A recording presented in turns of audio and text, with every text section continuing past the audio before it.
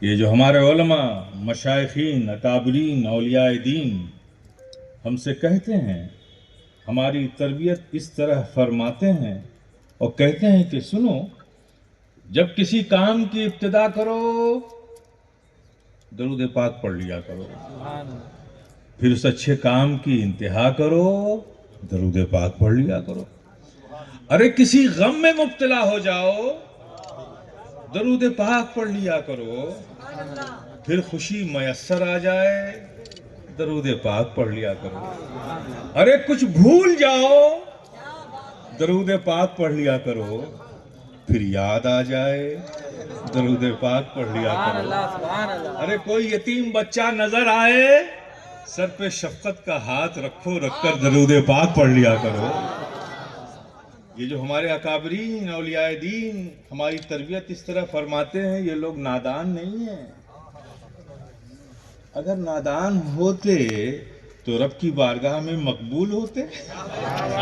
یہ بڑے ہوشیار لوگ ہیں جو ہم سے کہتے ہیں، ہمیں یہ سمجھاتے ہیں کہ سنو، رب کے حضور تمہیں دعا کرنی ہے، اللہ کی بارگاہ میں تمہیں اپنی تمنائیں پیش کرنی ہے، اپنی التجائیں رکھنی ہے، دعا کرنی ہے، تو سنو، دعا کرنے سے پہلے درود پڑھ لیا کرو۔ اور جب درود پڑھ چکو تو پھر دعا کر لیا کرو، اور پھر جب دعا کر چکو تو پھر درود پڑھ لیا کرو۔ یہ جو ترتیب ہمیں بتاتے ہیں، ہمیں یہ سمجھاتے ہیں، یہ لوگ نادان نہیں ہیں۔ کیوں؟ اس لیے کہ جب ایک مومن کی زبان سے درود کے کلمات نکلتے ہیں، جب وہ درود پڑھنا شروع کرتا ہے اور درود کے کلمات جاری ہوتے ہیں تو آسمانوں سے فرشتے اتر پڑتے ہیں اور اس مومن کی زبان سے نکلے ہوئے درود کے کلمات کو سمیٹ لیتے ہیں، سن لیتے ہیں۔ تو ترتیب کیا دی؟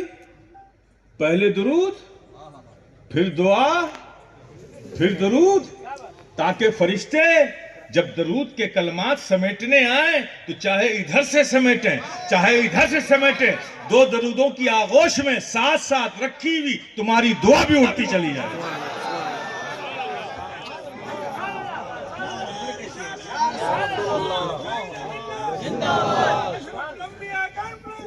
زندہ باد، زندہ باد۔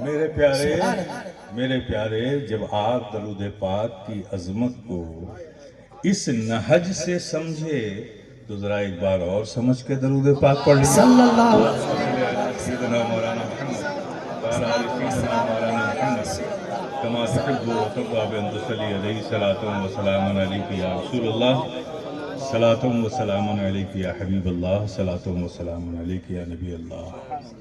حضرات، آپ سب کے علم سے نعت پاک کے چند اشعار آپ اہل محبت کی محبتوں کے حوالے کر رہا ہوں۔ میں محبت سے پڑھ رہا ہوں، امید ہے کہ آپ محبت سے سماعت فرما لیں۔ اور یہ بھی عرض کر دوں ساتھ ساتھ کہ نعت پاک وہ چیز ہے جو کبھی پرانی نہیں ہوتی۔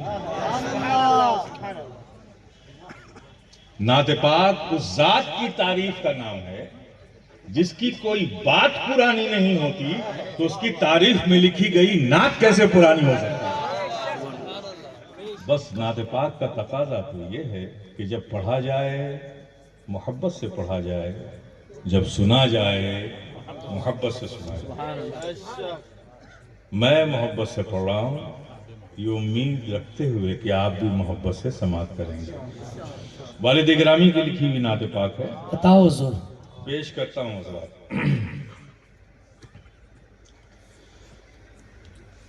یا نبی آپ کا جس وقت اشارہ ہوگا، سبحان اللہ۔ یا نبی آپ کا جس وقت اشارہ ہوگا،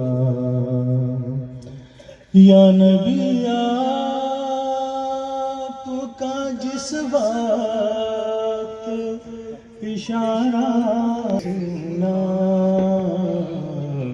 یہی نسبت میری بخشش کا سہارا ہوگا، یہی نسبت میری بخشش کا سہارا ہوگا یا